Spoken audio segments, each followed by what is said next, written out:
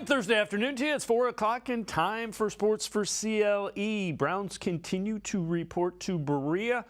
Tomorrow, the veterans will report. They'll hop on a plane Saturday and head to West Virginia, the Greenbrier, where they will get training camp underway for 2023. Steve Weiss, NFL Network, NFL's Total Access, talking about what he expects from Deshaun Watson with Browns offense in 2023.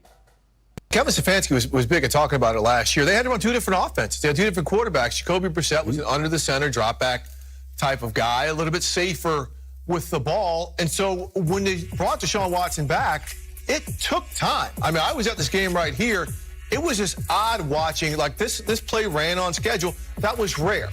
But then as the season got along, she pointed out, we're just going to take two snaps from under center here.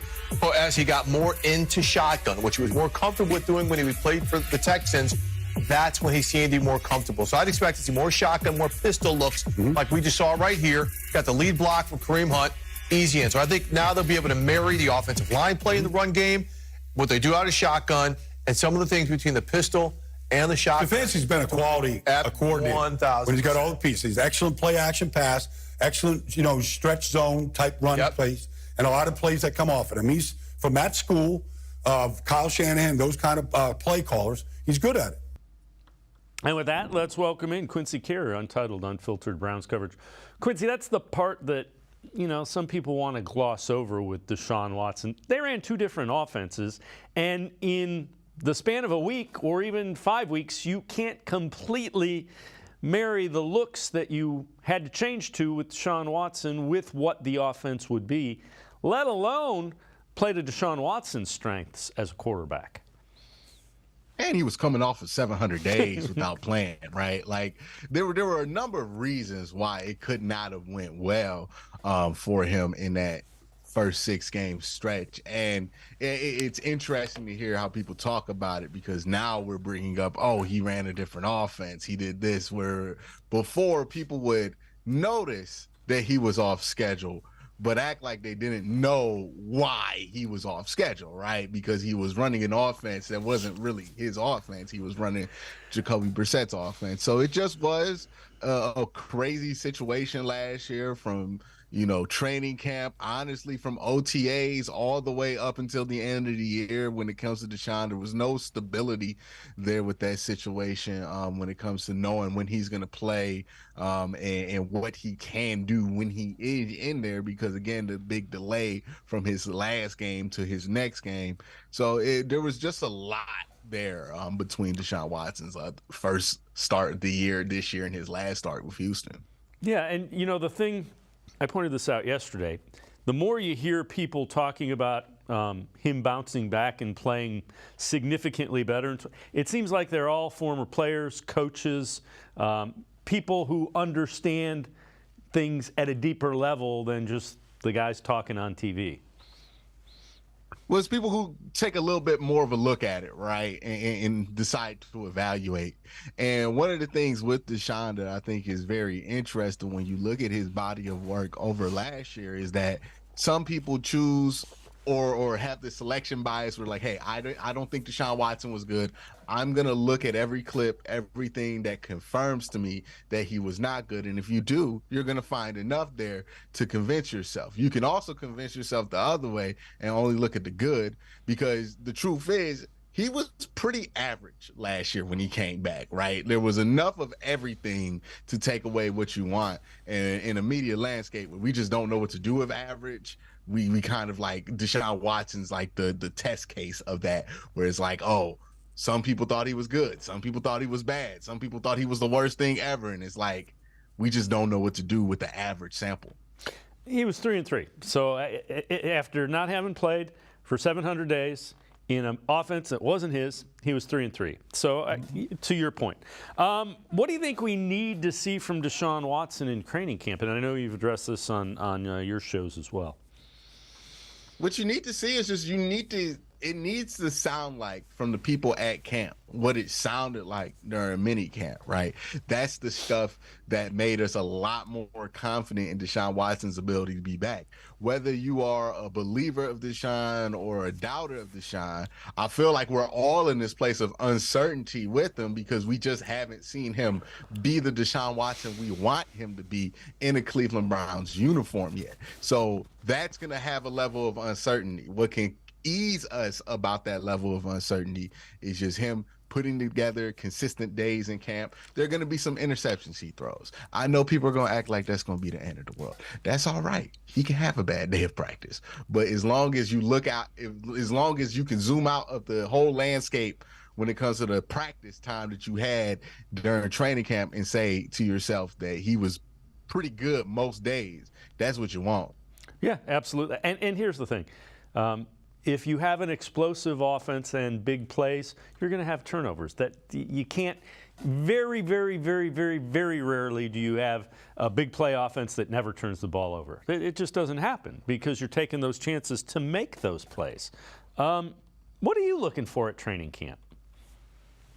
What am I looking for when it comes to Deshaun in training camp? Just in general, at training camp. What do you need to hear from training camp to feel, all right, this is pretty good? And then the flip side of it is if you hear this, you're like, oh, no, here we go again.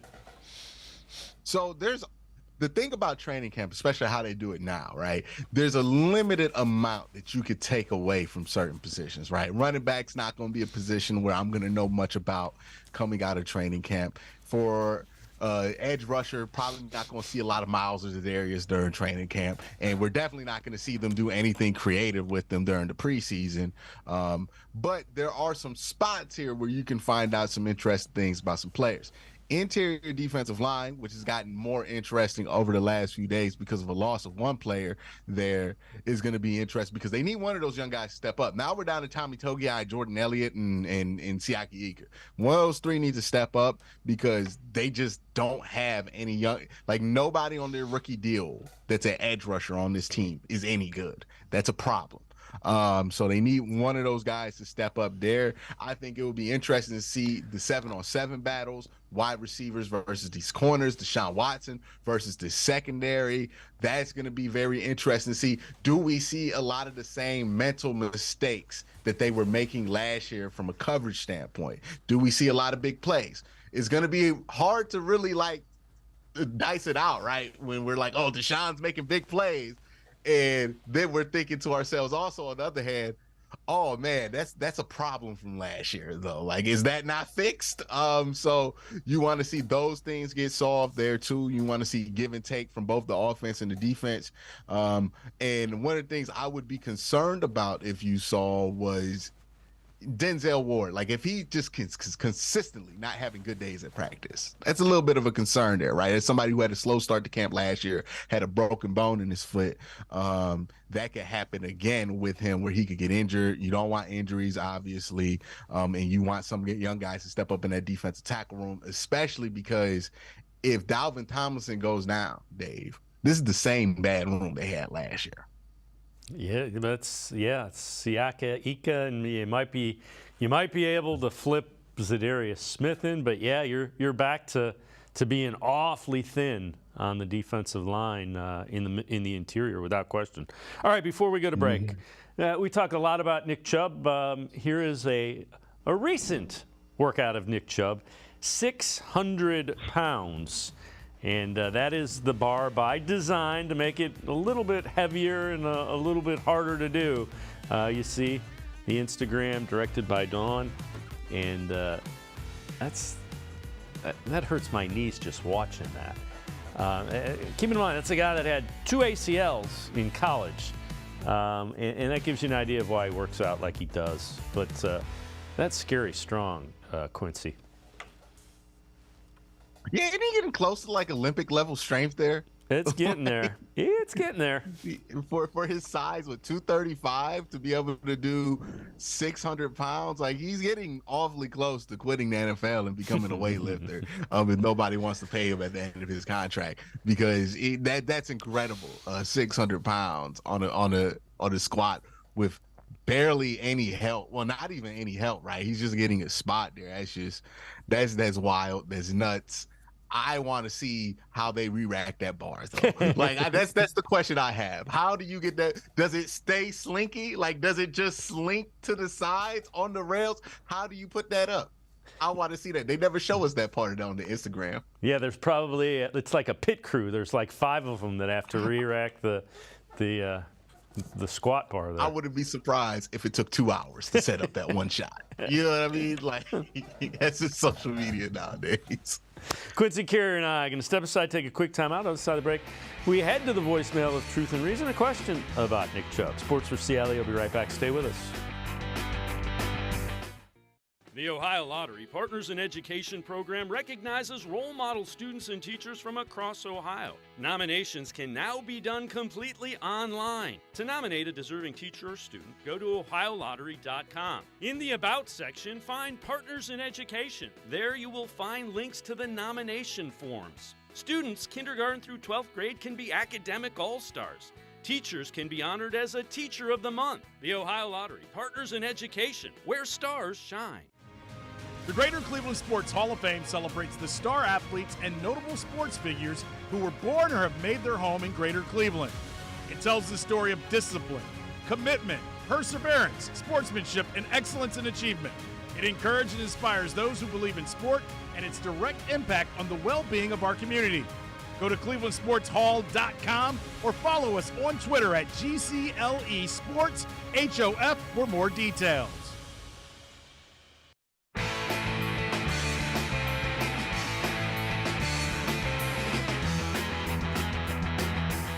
We continue talking Browns with Quincy Carrier from Untitled Unfiltered Browns coverage. Let's head to the voicemail of Truth and Reason. Hi, guys. This is Amit Ponder. I have a great idea to get Nick Chubb here for the rest of his career. Let him finish out his contract this year. He has a $6 million contract for next year. Add 24 onto that. Tell him he'll have the end of his career here. Give him a $20 million bonus up front for next year and cut his contract down to $5 million a year for the next 4 years after this one. That way he retires as a Brown. He only counts as $5 million against the cap after we give him the $20 million bonus. And I believe that will help him out and will help the Browns out with the fans and with a great player. What do you guys think? Thank you. Have a great day. As always, appreciate all of the voicemails. Quincy, if it doesn't break the bank and there's a way to do it, I think Andrew Berry and if it is Kevin Stefanski moving forward, assuming they have a good year, I think they want him around. It's just a matter of, it's more, does Nick Chubb accept what would be market value? Look at the mess that the running back position is across the NFL. Saquon Barkley not coming to training camp. Josh Jacobs not coming to training camp. Won't sign their tenders. Well, the good thing for Nick Chubb is he's not Saquon or Josh Jacobs. He's much better than those two. And the reality is like, hey, look, this conversation happens with those guys. It does not happen with Derrick Henry. It did not happen with Ezekiel Elliott while he was elite. And it's not going to happen with Nick Chubb as long as he's playing elite. As long as Nick Chubb's playing at the level that he's currently playing at, he will get a contract. That's just the truth of it. That's how good he is, right? Any running back that's that good, he will get the money. They usually get paid. As much as we talk about running backs not getting paid, the elite ones, they don't tend to change teams very often until they're very much at the end of their career, right? Think about when Adrian Peterson started to jump around teams. It was well after he was done in Minnesota. So if Nick Chubb keeps playing well, he's going to keep getting new contracts from the Cleveland Browns. Cleveland Browns will probably just be the question is, will they be proactive and try to predict his fall off, or will they wait till it happens? Usually the case with elite running backs is that teams will wait until it's truly obvious that running back's not elite anymore to not pay them. Yeah. Again, the Browns went out and paid him, when they paid him to avoid what's going on in New York as well as with the Raiders. All right. Aaron Wilson tweets this out. Browns hosting free agent linebacker Clarence Hicks, 6'2", 230, 4.4 speed. So an undersized linebacker. Visit workout according to league sources. What this tells me, Quincy, they value speed. They're looking for guys that can play sideline to sideline. They're not as concerned about the bigger, quote-unquote, bigger-bodied linebackers? When you look around the league, nobody's really concerned about the bigger bodied linebackers. I mean, Reggie Ragland was here on the street, off the street last year, right? And that's a big bodied traditional linebacker that would have had no problem finding work, 5-6 years ago. But all of a sudden, he gets picked off the middle of the year off waivers for the Cleveland Browns. So that's just where the league's going. Linebackers are getting smaller and faster. That's just, people is going to have to adjust to that. That's just what it's going to be. All right, let's head back to the voicemail of Truth and Reason. Hi, Dave. How you doing today? I just watched the video of Winfrey. I'm glad the Browns made no investigation needed. You don't need a guy downtown that's in one of our organization talking to a female like that. And so I don't want to even stay on that subject. Just pack him up quick. And that's basically it. I'm just glad we got a chance to look at that video. Thanks. Hope you're having a great night. All right, as always, appreciate all the voicemails. Quincy, you alluded to this earlier. The reason they did that is they gave him so many chances. So at some point in time, he just wasn't getting the message. Yeah, I mean, I don't know what they dealt with him behind the scenes, but there was always stuff with him going on. And if we know about some of that stuff, then, I mean, from experience, we know that there's so much more that we don't know about that's being hidden from the public. So this is clearly, look, that news dropped at 9:30, Dave, and they cut him by 10. Yeah. That was the last straw. That was it for him. You know, you're going to find out about Jim Schwartz, and I'm not saying he was involved with the decision. I know him from when he was here before. He was a young guy. He is, and he is no nonsense. You're going to do things the way he wants it to be done, and if you step out of line, he just doesn't have time for it. He doesn't have time to wait to get you back in line. Yeah. I mean, the patience had already been exerted from him, right? Just because the coaching staff changed doesn't mean that it reset on him, because the people disciplining him would also be the front office who drafted him. So, he needs to figure out how to make things better for himself so he doesn't squander another opportunity if he is so lucky to ever get one again. And honestly, he just needs to worry about what's ahead of him right now because he has a lot to deal with. Yeah, I'm with you. All right, I know you've done this on your show as well, and we started to talk a little bit about it. Defensive tackle. Take us through that, and it sounds like you would like another veteran.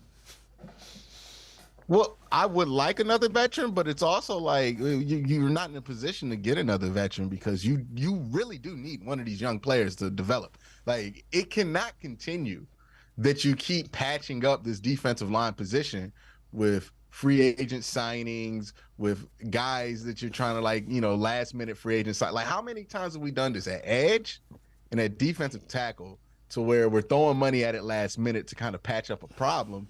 And how many guys have been valuable pass rushers from this team that have been drafted by this team? We haven't had one. That's been an issue, especially in the Myles Garrett era. We have not developed anybody to be there. We have not, have anybody on rookie deals there. They need to give some of these young players that are on rookie deals at defensive tackle the opportunity to take the spot and grow into that. But none of these guys have showed that they can do that, so it makes you want to get a veteran, but you're not really in a position to get a veteran because you can't keep doing that because it's not sustainable.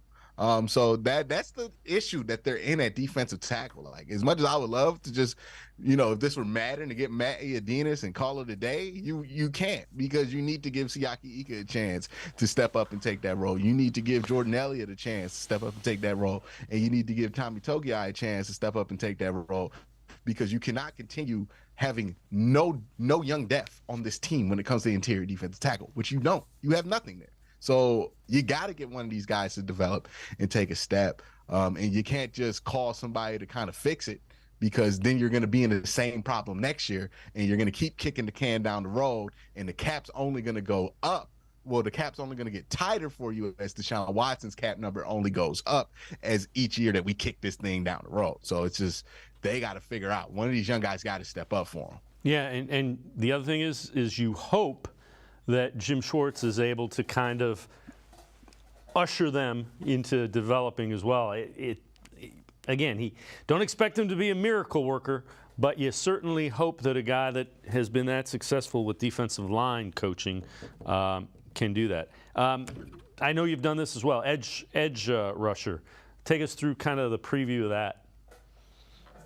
Yeah, edge rusher is the position that they've upgraded the most, and I think that they've done the best job there. You talk about having young depth. The one young depth player that they have on the edge, well, in the whole defensive line, is Double O right there. Like, I think that's the one guy we could point to that's under a certain age, and we're like, hey, he's going to develop. He could possibly be the young guy opposite of Myles Garrett. You have Zadarius Smith. I like Isaiah McGuire, so maybe he could develop into something. I think Alex Wright has some potential as a kind of a tweener, a small 3-tech and a big edge. I think he has some potential there. So overall, I like the edge room. They're not the deepest room in the NFL, but I think that they're certainly good enough to get the job done this season. Quincy Carrier and I are going to step aside, take a quick time out. On the side of the break, we'll head back to the voicemail of Truth and Reason, talk a little bit about the offensive side of the ball. Sports4CLE will be right back. Stay with us. Come back to go forward. Back to learning new things. Back to pursuing your dreams. Tri-C has flexible learning options to fit your life. And every year, more than 1,000 local companies provide Tri-C students with real-world learning. The right education can boost your lifetime earning power by hundreds of thousands of dollars. Start now with a college education you can afford. Tri-C, where futures begin. The Ohio Lottery Partners in Education program recognizes role model students and teachers from across Ohio. Nominations can now be done completely online. To nominate a deserving teacher or student, go to ohiolottery.com. In the About section, find Partners in Education. There you will find links to the nomination forms. Students kindergarten through 12th grade can be academic all-stars. Teachers can be honored as a Teacher of the Month. The Ohio Lottery Partners in Education, where stars shine. The Greater Cleveland Sports Hall of Fame celebrates the star athletes and notable sports figures who were born or have made their home in Greater Cleveland. It tells the story of discipline, commitment, perseverance, sportsmanship, and excellence in achievement. It encourages and inspires those who believe in sport and its direct impact on the well-being of our community. Go to clevelandsportshall.com or follow us on Twitter at GCLE Sports HOF for more details.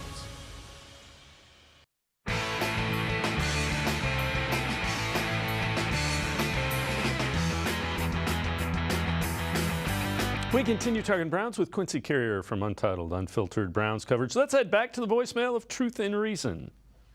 Do you see a scenario where, since the Browns drafted Whippler out of Ohio State, that Nick Harris is on the chopping block to maybe be cut or traded? Just like to hear your guys' thoughts. Go Browns.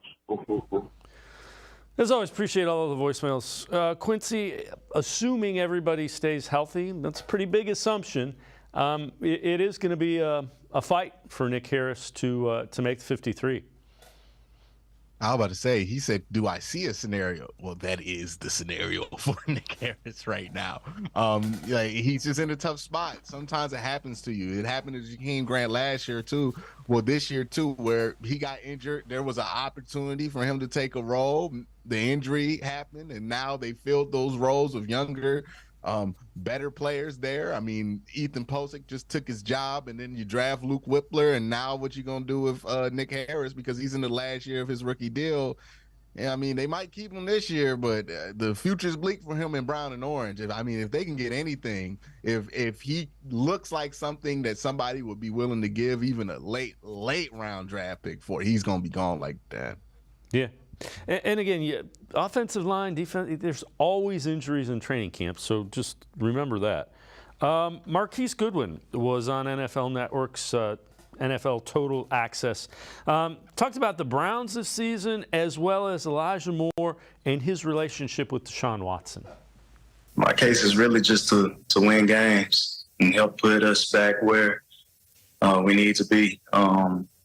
Obviously, we got the tools, the weapons necessary to make it happen. So I'm just here to do my part. And one of those tools and weapons, Elijah Moore was looking for a new spot. He finds it in Cleveland, comes in. They've been able to see a little bit from him. How do you see things working out for him in his second team? Oh, man, he's a super talented young guy. Definitely looking forward to seeing what he'll do this year. He's been putting in a lot of work. He's sharp, and he's getting comfortable in this offense. I look forward to seeing him making big plays this year, for sure. My relationship is great with Deshaun. He's a great character. I look forward to playing with him. I've always wanted to play with a guy like him. He has elite arm talent. And, in the games that I've seen him play, he shined. Obviously, he led the league 1 year in passing, and I just look forward to seeing him get back to that. And Quincy, if you're a speed guy, Deshaun Watson's a guy you want him throwing the football. He can throw it. His deep ball is pretty good. And most importantly, if you're somebody like Marquise Goodwin, you want to be in an offense that has roles for you as a wide receiver, right? That's going to not kind of put you in a broad category, but just focus on the things that you're extremely good at. And that's what they have right now with this wide receiving core, is a very specialized unit. There's clear lanes for Amari Cooper. There's a clear lane for Elijah Moore. There's a clear lane for Marquise Goodwin to be successful in. There's a clear lane for guys like DPJ and David Bell to be successful in. There's even a lane for Cedric Tillman if he's ready for it. That's the beauty of the offense. That's the beauty of having an experienced and well-respected offensive coordinator, is that you can get guys into this system, put them in their lanes, and then let them be the best version of themselves, because Marquise Goodwin has been at his best when teams stopped trying to use him as an all-round wide receiver and understood that he's just one of the fastest dudes on earth and take advantage of that. I know you've addressed this on your show as well. You think the Browns should add a veteran wide receiver? I don't see one out there that makes sense, price point wise, and when it comes to just pure fit. I've seen people throw Julio Jones out there. The 13-year-old in me would love to get Julio Jones just to act like the trade never happened. You know what I mean? That's the only reason I would really want Julio Jones. But other than 13-year-old Quincy wish fulfillment, there's no functional reason to bring on a Julio Jones or anybody of that caliber. Now, we're talking about D-Hop. I think you could bring him in, but I don't think the price is going to match up with the lane that you need him to fill in. So I just don't know if that's going to match up for the front office. All right.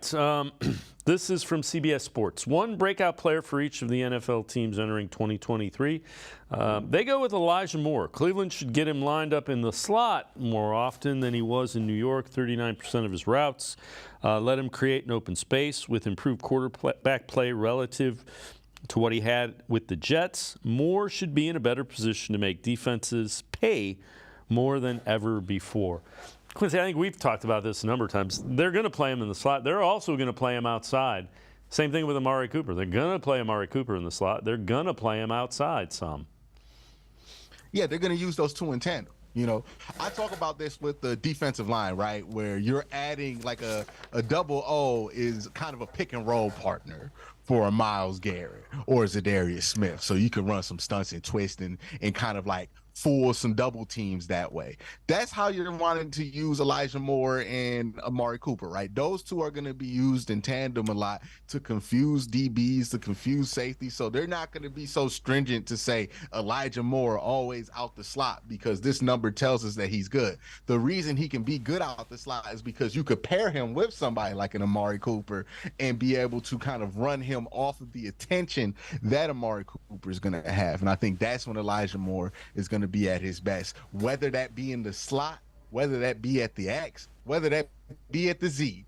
That's where he's going to be at his best, is when he can play off the attention of Amari Cooper. Quincy Carrier and I are going to step aside, take one more time out. Other side of the break, what a veteran Browns beat reporter is from his colleagues around the AFC North about the Browns. Sports4CLE will be right back. Stay with us. Come back to Go Forward. Back to learning new things. Back to pursuing your dreams. Tri-C has flexible learning options to fit your life. And every year, more than 1,000 local companies provide Tri-C students with real-world learning.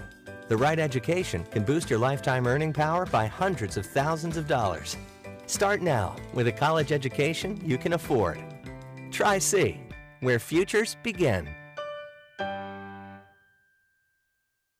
The Ohio Lottery Partners in Education program recognizes role model students and teachers from across Ohio. Nominations can now be done completely online. To nominate a deserving teacher or student, go to ohiolottery.com. In the About section, find Partners in Education. There you will find links to the nomination forms. Students kindergarten through 12th grade can be academic all-stars. Teachers can be honored as a Teacher of the Month. The Ohio Lottery Partners in Education, where stars shine. The Greater Cleveland Sports Hall of Fame celebrates the star athletes and notable sports figures who were born or have made their home in Greater Cleveland. It tells the story of discipline, commitment, perseverance, sportsmanship, and excellence in achievement. It encourages and inspires those who believe in sport and its direct impact on the well-being of our community. Go to clevelandsportshall.com or follow us on Twitter at GCLE Sports HOF for more details.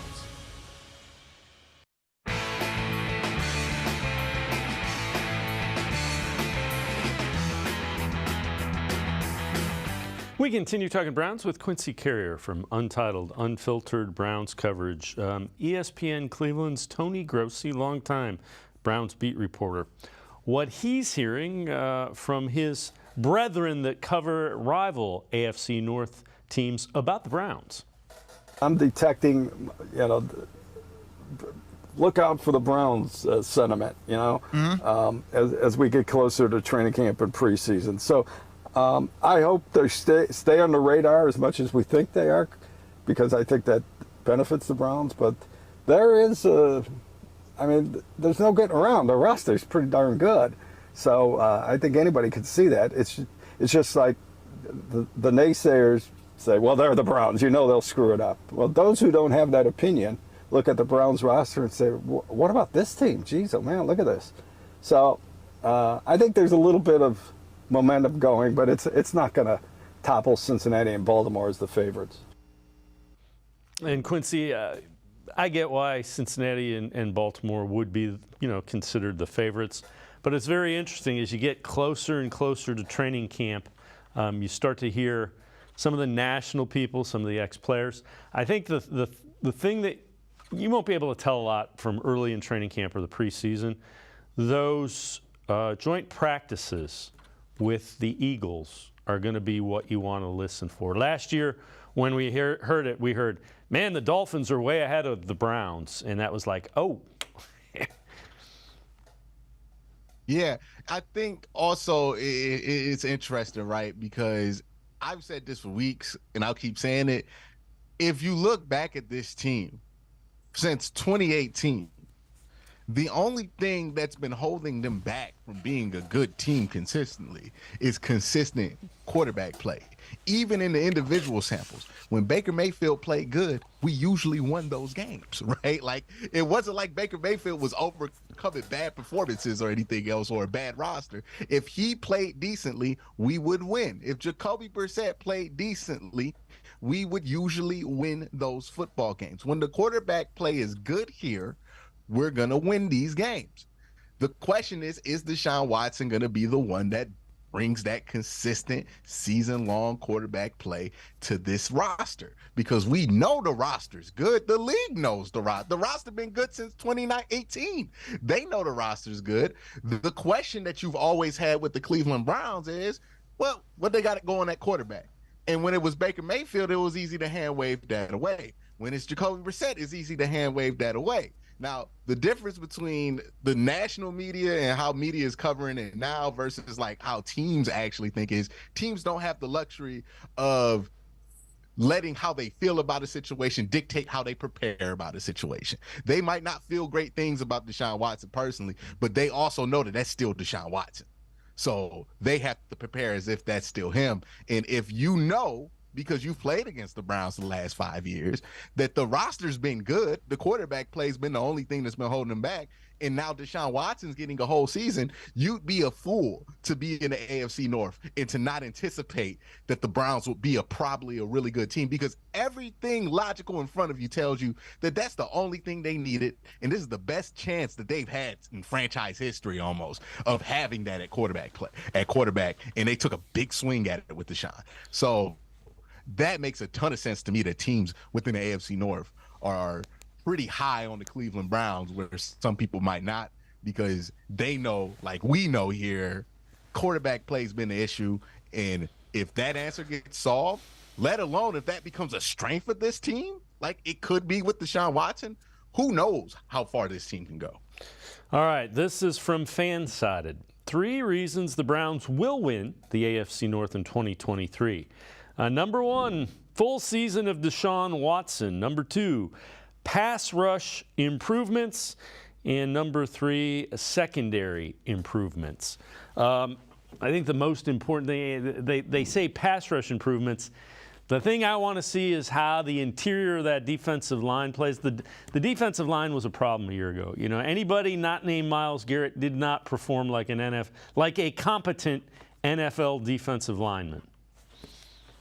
Yeah, it was a massive issue, and it really hurt them in the run game, right? Where they were just giving up 6-7 yards of carries to the Buffalo Bills, who did not want to run the ball at all, right? Like, they begged the Browns to not make them run the ball, but the Browns made it too appealing to run the football. So it can't be that bad as long as you're not that bad in the interior, and just having a Dalvin Tomlinson will probably guarantee that you're not going to be that bad as long as he's healthy. That means a lot there too. I think also from a pass rushing perspective, you know, what does the extra pressures that you get from the opposite side of Myles Garrett do for Myles Garrett? How does that change how teams prepare for you? A lot of interesting questions can be asked as the Browns enter this season, especially at the edge rusher position. Yeah, and the defense has to be better. It doesn't have to be. If the defense is top 10, you have the makings of a deep playoff run. If they're just average, you're a playoff team. But it's also the AFC North. We can have all of that, win 11 games, end up in 3rd place, and play the Chiefs in the first round. Yeah, absolutely. This is the thing about being in the AFC. Yeah. You got to aim for the Jaguars. Like, how do you play the Jaguars? You know what I mean? How do you get that 4 seed matchup? Because that's the only time you're going to catch a break in the first round, or else it's going to be, Aaron Rodgers, maybe? Joe Burrow, Josh Allen. Goodness. Yep, it's playoff lotto with the AFC as far as really good quarterback play goes. Thank goodness that there's a first round bye, so it's very hard to play Pat Mahomes in the first round.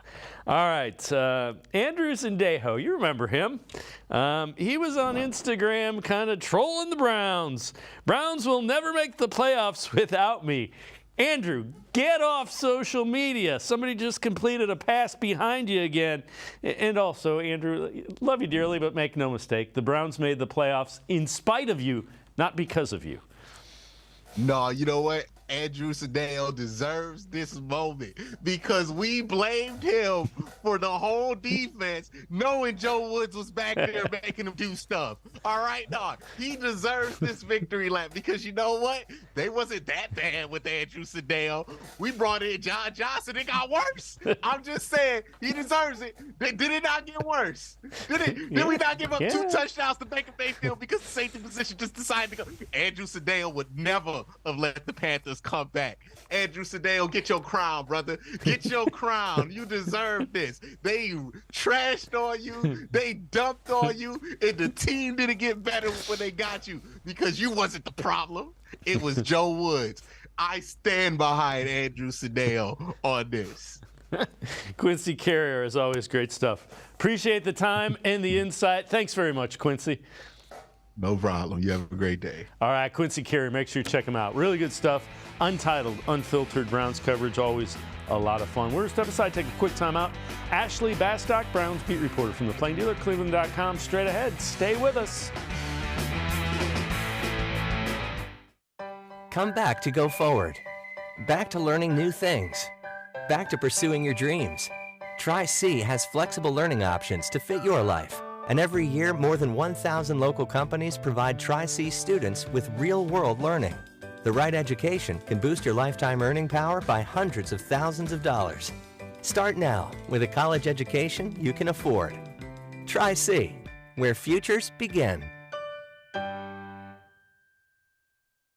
The Ohio Lottery Partners in Education program recognizes role model students and teachers from across Ohio. Nominations can now be done completely online. To nominate a deserving teacher or student, go to ohiolottery.com. In the About section, find Partners in Education. There you will find links to the nomination forms. Students kindergarten through 12th grade can be academic all-stars. Teachers can be honored as a Teacher of the Month. The Ohio Lottery Partners in Education, where stars shine. I am powerful beyond my wildest imagination. I will define my future. I will keep challenging myself to improve. Because I am a future leader of this great nation. I will be responsible for raising a beautiful family. And educating not only my generation, but many more to come. I will make a difference in my community. And I will stand up for what I believe in. I will not settle for simply chasing my dreams, I will achieve them. Because I was given a chance. An opportunity. A home. At Family, Career, and Community Leaders of America. The ultimate leadership experience. FCCLA has been one of the greatest experiences of my life. It's made me who I am today. Join us. We'll build a new future together.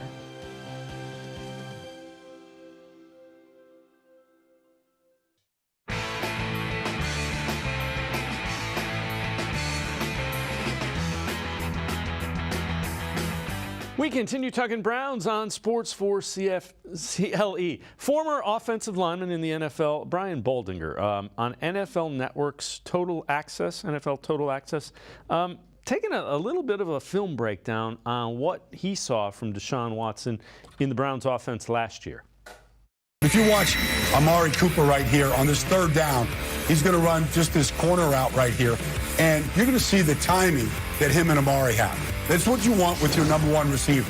Ball's out of his hands before the break, but it's also the location so that Amari can shake the defender right here and end up in the paint. So the timing with the receivers, I believe, will be better. All right, then you go, okay, this is an old Patriot play. Brady loved this. 3 receivers to this side. They attack a Tampa 2 look right here, and you end up getting a void in the hole. He's got to read the defense, and he's got to see the opening. But the key is he finds Njoku here, but away from the safety. All right, so that's key. Location's important right there. Safety can't get on the ball. And then any chance you can get the ball in Nick Chubb's hands. I don't care if you hand it to him, if you run a little delayed 3-count screen to him, you get the ball to Nick Chubb as often, frequently as you can. So that's pretty easy like that. You know, just get behind Wyatt and some of his offensive line were really good. And then ultimately, you got to put Deshaun Watson as a factor in the run game, whether it's options, whether it's a pistol.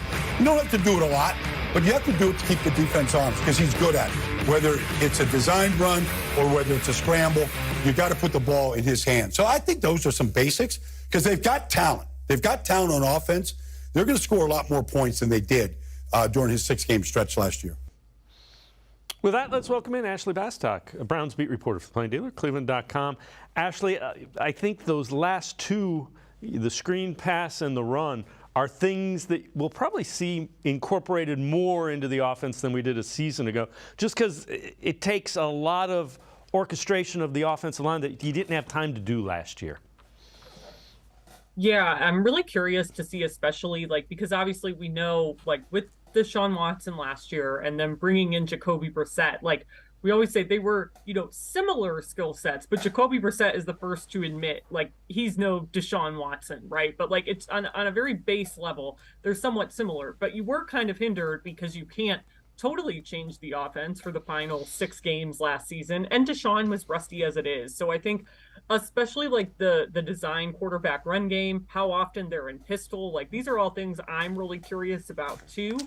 Just knowing that they're going to have Deshaun Watson available to them for the entire year. And yeah, things like those little screen passes, I'm especially interested just given how they have overhauled their pass catching core. And I think, Elijah Moore is a guy who you can watch who can do a lot of different things in this offense. He's not just a straight line speed guy. He has speed, but he's very versatile as well. So I think those new pieces they brought in, plus just knowing you're going to have Watson for a whole year, this offense has the opportunity to look, I think, a lot different than what we saw in those last 6 games. So I know you at cleveland.com have done 23 Browns questions for 23. You've written an article about this one. What impact do you think Jordan Akins has on the offense? It's a guy that played with Deshaun Watson. Yeah, I think number one with him is the chemistry that he already has gotten a chance to develop with Deshaun Watson, because for the most part, that felt lacking last year. And you know, those clips we just saw, I thought it was interesting, for example, to use the Amari Cooper clip, because we know Amari Cooper was playing hurt during that stretch of the season. So that's another thing you won't have to worry about. But I do think overall we saw like there wasn't that X factor sort of chemistry necessarily over those last 6 games. I think a lot of it had to do with Deshaun Watson's rust, but I do think it can't hurt for them to bring in somebody he already has a familiarity with. That was obviously a huge talking point before DeAndre Hopkins signed his deal with Tennessee, when there was still, you know, fans wondering if he might want to come here and reunite with Deshaun. So I think Jordan Akins is especially interesting because he doesn't have to be a number 1 tight end here with obviously David Njoku. He wasn't really a number 1 tight end when the two played together in Houston, but they found some success. And I think more than anything, Jordan Akins is almost like more of a big-bodied receiver than a tight end. So I think they could use him in some different ways, and he already has shown that ability to make some tough catches with Deshaun Watson throwing him the football. So I really like that addition. I think it was maybe an underrated addition when we talk about all of the changes Cleveland made to their pass catching core in the offseason. I agree with you. I think the familiarity, and it's almost like a security blanket, especially in the red zone. Same group from the 23 Browns questions for 23. And again, you wrote another article about it. Can Jerome Ford excel in the role they're going to have him as Nick Chubb's backup? I think he can. You know, I think with Jerome, it's interesting because we have a really small sample size. I don't have his numbers in front of me, but obviously he didn't get a ton of carries last season because you had Nick Chubb, you had Kareem Hunt. They didn't really need to rely on him for that. And this year, you know, I think it's especially interesting because I do think we're going to see Deshaun Watson also get a hefty amount of carries. But with Jerome, what I think is so interesting, I thought last year when they kind of, by chance discovered that he had this ability as a returner, I thought you saw how elusive of a runner he was. I also think, it doesn't hurt to have somebody on the roster. When you think about what Kareem Hunt did when Kareem was at his best, is he could also be super active in the pass game. We know Nick Chubb has been working on that, but for whatever reason, it hasn't been one of Nick's strengths. So I think it can't hurt to have another running back in the room that you can maybe try out in that way. Again, they didn't need Jerome Ford to do that last year, but he did that during his last year at Cincinnati. I think it was part of the reason why the Browns were kind of, driven to draft him. And of course, it doesn't hurt to take, a chance on a running back in the later rounds like they did with him. But he does have some experience in college doing this as well. So I definitely think it's interesting. I'm curious to see how they use him versus, I think we're going to see Demetric Felton a lot more in that room too. Just because, Demetric, they needed the last couple of seasons to create some depth at receiver. But now suddenly it's like the receiver room has gotten really crowded. But what's opened up? The running back room. So I think I'll be interested to kind of see how they use Demetric in that regard as well. Because I do still think they like him too. So it's definitely an interesting maybe competition for snaps behind Nick Chubb there in the run game.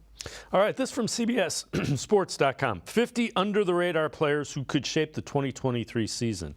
They go with 2 of them for the Browns, 29 and 30. Dalvin Tomlinson, Ogbo Okoronkwo. Tomlinson, a quality run defender. Cleveland desperately needed that after finishing 27th in defensive run success rate. Last year, Okoronkwo produced 25 hurries, just 257 pass snaps, 9th best rate among the 141 players with at least 250 pass snaps. And again, they also added Zadarius Smith. So I agree. If those 2 players play well, this line's going to be, nobody's going to want to handle it. You do not want to see, if they play like the Browns think they can, this is going to be a handful of a defensive line. Yeah, and I think what's interesting, I'll start with Ogbo Okoronkwo. we've already kind of seen them use him in different ways. And I think, again, he has a small sample size last year where he was a starter in Houston. It was like 8 games or something. It was the last half of the season. So he hasn't gotten a ton of starter snaps, but obviously he showed a lot in that small sample size. So now it's like, can that be replicated over a longer period? But we've also seen him line up like a linebacker. Jim Schwartz likes to move these guys around, cycle them in and out. So I think that's going to be interesting. And yeah, Dalvin Tomlinson is the first defensive tackle that this regime has paid a big contract to.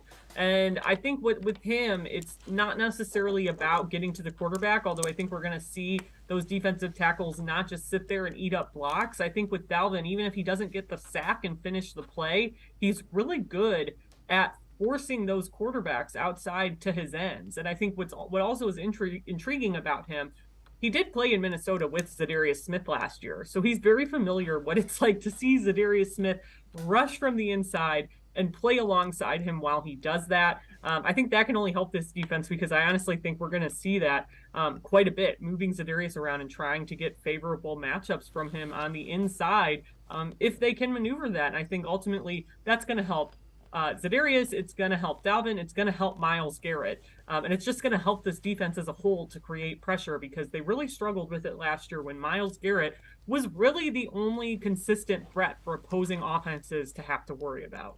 Yeah, it will definitely. It'll be interesting, and I'm sure one of the happiest guys that those guys are along is Myles Garrett. Ashley Bastock from the Plain Dealer, cleveland.com, and I'm going to step aside, take a quick time out.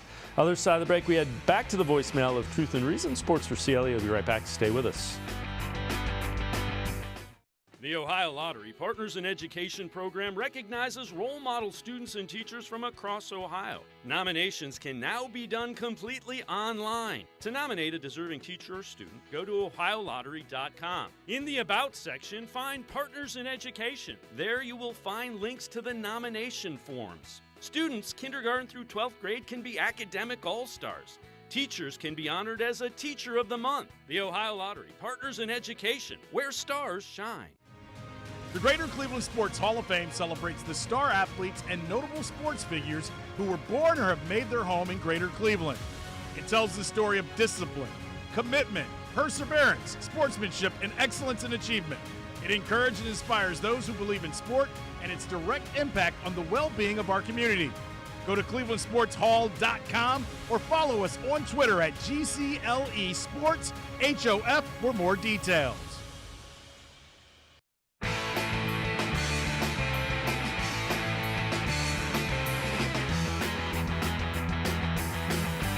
We continue talking Browns with Ashley Bastock, Browns beat reporter from the Plain Dealer, cleveland.com.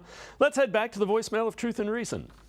Hey guys, Andrew Berry has really addressed key starting positions and bolstered them with the kind of depth we've never seen before on a Browns team. What are some key areas that could be worrisome if a starter went down for an extended period of time, not named Deshaun Watson, based on what the team looks like today? To get where we want to get, health is a key factor, and therefore our next man up needs to still be productive. Looking forward to your reporting on training camp. Go Browns. As always, appreciate all of the voicemails. Ashley, I'll let you go with this one first. Which areas do you think would be concerning if you had a couple of injuries? Yeah, I mean, I think one is an area we saw last year where things got a little bit concerning with a couple of injuries, which is linebacker. But, I think it's so interesting because the linebackers in this scheme are used pretty differently. And I think there's going to be a lot of times where we actually only see 2 linebackers out on the field because, Jim Schwartz might want to throw an extra safety out there, or he might want to use 5 down linemen, which is something that he's talked about already. So that position might sacrifice some snaps in favor of the quote-unquote flashier positions in this scheme. But I do still think, if you do lose a combination of guys again, or multiple guys aren't ready after suffering season-ending injuries last year, that could hurt. I think losing Anthony Walker last year was maybe a bigger deal than we thought it was going to be at the time in terms of their communication and their run defense. I think JOK needs to stay healthy this year. I think Taki needs to have a key rehab, that he's not suffering longer than they expected, that he's not out longer than they anticipate, that he's able to come back in that September-October range after tearing his ACL. So that's one for me. I guess running back would be another one. If something were to happen to Nick Chubb, you don't have that safety net of Kareem Hunt on the roster anymore. But again, with both of those positions, I don't know that you need to go out and get somebody else. And I think it's just by nature of those positions on both sides of the ball. I think Nick Chubb can withstand a lot, number one. But now you do also have Deshaun Watson, who can head up a big part of your run game. And then again, linebacker just kind of goes back to how they're used in this scheme. I definitely think you just don't want to be in a position where you lose 5 of them again to season-ending injuries, which is what happened last year. Yeah, the one that comes to mind, Dalvin Tomlinson, that would concern me because you'd be back to, and the other one would be tackles. If you lost either Jack Conklin, and the only reason is you're looking at James Hudson, who's he's young and progressing, or DeJuan Jones. So those would be the ones that, Those are 2 good ones, yeah. Yeah, those would be concerns. This is from Browns Wire. 3 Browns with the most to gain in training camp. They start out with Alex Wright, defensive end, a young guy who ascending, so you hope he kind of puts it together. Maurice Hurst, and if Maurice Hurst can stay healthy, he might be the answer to, what do you do next to Dalvin Tomlinson? When he's been able to be healthy, he's been a productive NFL player. Jalen Darden is the other one, and Darden is an intriguing guy, small speed guy. The wide receiving core is pretty crowded and deep, though. Yeah, I'm not so sure about Darden. I don't know if he's going to make the cut there because, we're kind of to the point that we're debating, what's going to happen to Anthony Schwartz and David Bell, who, are 2 guys the Browns really love. I think David Bell's definitely making the 53-man roster. He's only in his 2nd year. But Anthony Schwartz, I'm like, is he going to end up on the practice squad? He might if that room gets too crowded.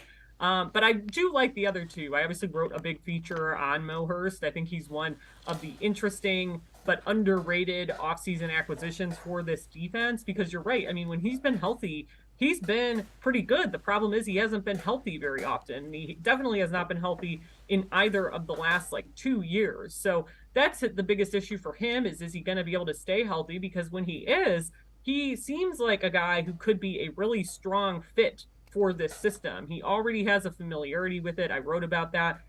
There was similar assignments in the defense when he played in San Francisco because his defensive line coach was the defensive line coach for Jim Schwartz when he was the head coach of the Detroit Lions. So he already came in with a familiarity. Dalvin Tomlinson mentioned that he's almost like the technician.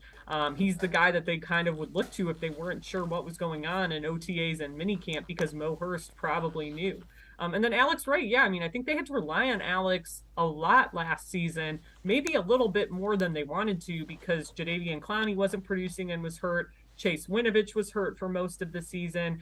So Alex got a lot of playing time, but I think with him, he has to show that he can get to the quarterback and get those sacks and QB hits and pressures and things like that because he just really struggled with that last year. I think it was the step up in competition from playing at UAB to now having to do that at an NFL level. But in Jim Schwartz's defense, that's obviously a crucial part of what you want your edge rushers to do. So I definitely am intrigued to see how Alex does, how they want to use him, how they're going to rotate him in, all of those things. Before I let you go, I know you will be in West Virginia for part of the Browns training camp when it gets underway. They start Saturday. What are some of the things you're watching for, some of the things that are important? And I get it, it's training camp, but what do you need to see to feel, okay, they're on track?